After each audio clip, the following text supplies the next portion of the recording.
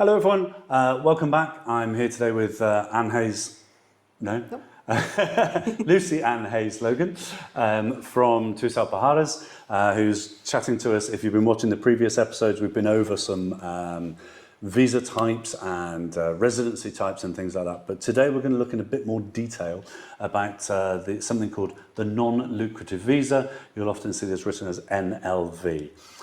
So Lucy, welcome to the sofa. Thank you for having me. Please tell us more about the non-lucrative visa. Okay, well, this is one of the visa types that we hear most questions about because it's the one that most of the general population that we've found, at least, moving to Spain are applying for. Correct, yes. It's the visa that you issue that means you cannot work in Spain, hence non-lucrative, but you can move over to Spain. Obviously, visa types as well are not set. Your first visa application will last you for a year, then you renew it for 2 years and you renew it again for another 2 years. So if, for example, the first year was non-lucrative, but then somebody offered you a job, you could change it maybe to a working visa then on that second year. Okay, so it is changeable then, it's not a fixed term. Okay.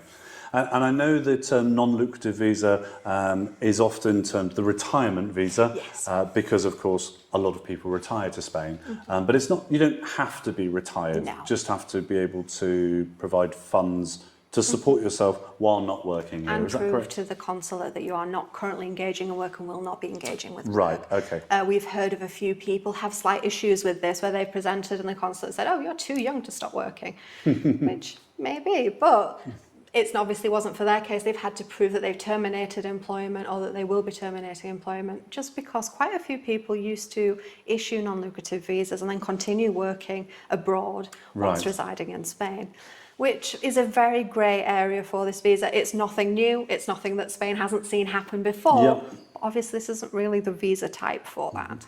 Okay. So what are the general conditions around obtaining a non-lucrative visa? Non-lucrative visas are not too hard to apply for. One of the hardest things I would say is the proof of funds. Okay. When we look at the exact figures provided by the Spanish consulate, we're looking at... I'll just tell you at home, Lucy has got some notes here, Yeah. partly because, am I right in saying that actually it's to do with a calculation based on the sort of percentage times that you need of what Spain considered to be a minimum living wage? Exactly. So no one's going to remember all of these off the top of their head. So Our indicador público de la renta at the moment stands at 564.90 euros. The point Okay. being cents, obviously. Yeah. So when we are looking for that first application, just referring to my notes here, that first applicant has to prove a monthly amount of 400%, which totals to the 2,259 for that first month. They have to then multiply that by the 12-month application. Yeah. What's really important to keep in mind when we're looking at this is for your renewal for the next 2 years, you will then have to prove funds that hold for 2 years. So it would have to be double the amount that you're going to need for that initial application for your visa. okay. Then there's multiple cases. For example, if you have a child or if you have a married spouse that they want to become beneficiaries of your visa, they only have to pay 100%, which is that original 564. Okay. But again, multiplied to the 12 months, Yeah. and keep in mind that when you do your renewal, that has to be shown in the funds. It's going to be double the amount for the renewal for 2 years. Okay. So a ballpark figure, you have to show that you have around 2,500 euros per month of income to get your non-lucrative visa. This has to be income in a sense that it's funds that are accessible to you. So you can't have it locked away in shares that you can't access. Okay. It has to be either in savings or in different procedures like that, in money that you could access to live off. But am I correct in thinking if you have a pension, for example, that's paying that amount, Yes. then that, even though you don't have that necessarily in your pocket, that's still provable income? It proves that you're reaching that amount monthly. Okay, Which is that's what they great. need. And then for an additional partner, so if it's a husband and wife, for example, it will be an additional 500 euros, or any couple that were coming together. That's for this year as well. We may see this fluctuate slightly throughout the years, but it shouldn't be fluctuating too heavily. And I'm guessing because this applies to so many countries around the world, the figure is in euros, but of course exchange rates fluctuate all the time, as we very much see that having an impact on property prices. So that €2,500, is there a set exchange rate that's applied, or is it just calculated almost on the day that you're It's you're pretty much applying? calculated to the day. So we always recommend having a little bit extra. You don't have to have the funds in euros, you don't have to have them in a Spanish account. They can be in British pounds, but keep in mind the exchange rate is going to fluctuate. Yeah. And always have a little bit extra so you just don't have to worry about Just it on the to day of cover. your appointment. Okay, because I'm guessing potentially you could have ample income on the day you apply for your visa, but potentially in 2 years' time when you come to reapply, then the exchange rates might be considerably different, and you could fall well below the amount that you need. Of course, yeah, this is a situation that has happened especially to our American brethren across the pond with their exchange rate being quite fluctuous. They've had that problem.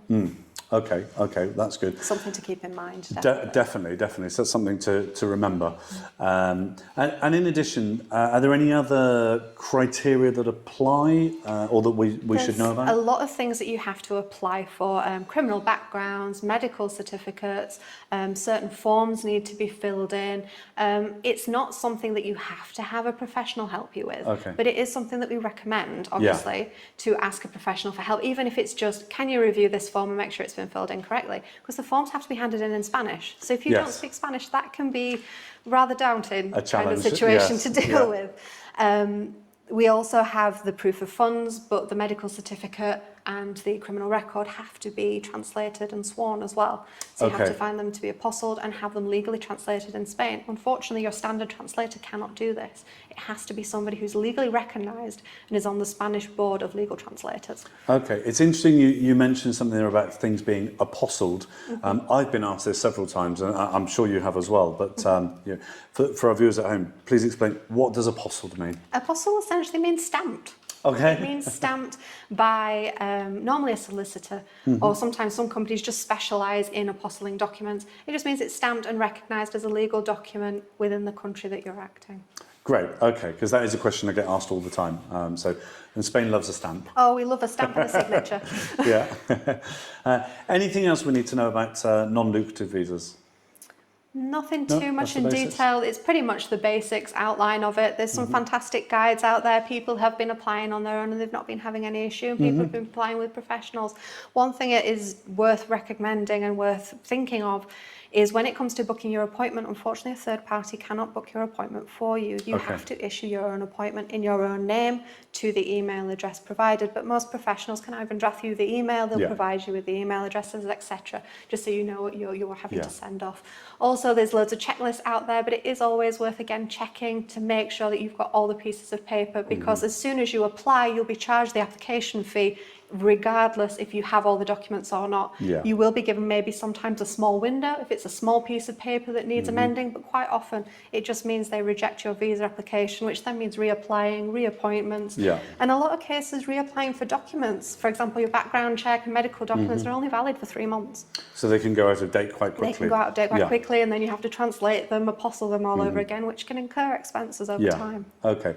So in essence, and I think I've certainly seen this with people I've been dealing with, I'm sure you have, is it is possible to do it yourself, but if you're not fluent in Spanish and you're not very familiar with Spanish bureaucracy, it's probably better to get someone to help you through that. At Tusal Pujarras, for example, we have a lot of different levels with the visa system, because not everybody needs help with everything. Of course. We have some that we can help apply for documents for you, send off for the translation intermediate in that sense, and talk you through the whole process. Or we have a really basic service, which is just send me all your documents, let me make sure they're filled in correctly, point you out any little pointers, and help you fill them in on the Spanish issue, or we can issue the forms in English and transfer them over for you. Okay. Whatever you need, and depending on the amount of help that you need, even if it's just to review the documents.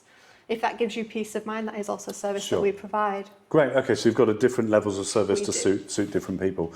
One of the things that I've certainly come across is people being charged literally thousands of euros to sort their visas out. There seems to be a lot of this around where there's, I'm not necessarily going to say a scam, but there's certainly prices are being hiked quite dramatically for something that is, if you're used to doing it all the time, is a fairly straightforward process. It is, yeah. And I know each case is individual, but could you give us a guide price as to what it would cost to use your services, for example, in order to obtain a non-lucrative visa? Well, for non-lucrative visas, for example, for the complete pack, which this involves obviously phone calls, we're going to guide you through the process, tell you where to apply for everything that you need to apply for, or where we can do it for you. We charge €250 set fee. That Wow. doesn't change, and that is just because that covers our hourly rate of reviewing documents, transferring anything that needs to be transferring. Then there is third-party costs.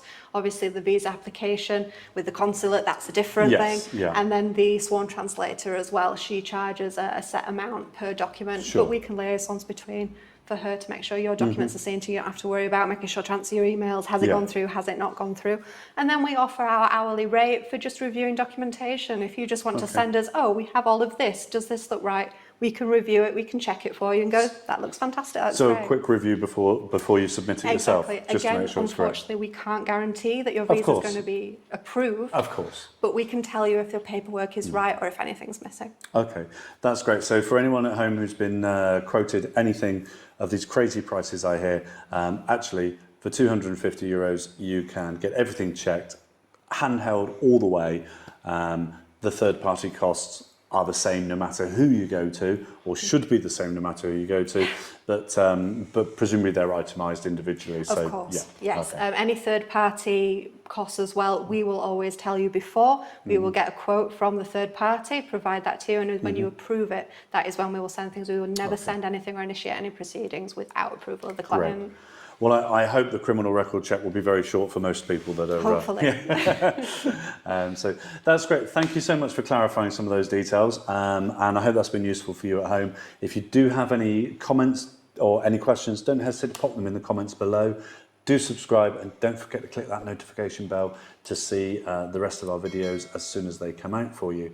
And in our next episode, we will be looking at Golden visas. golden visas. So do tune in for that one soon. Goodbye for now.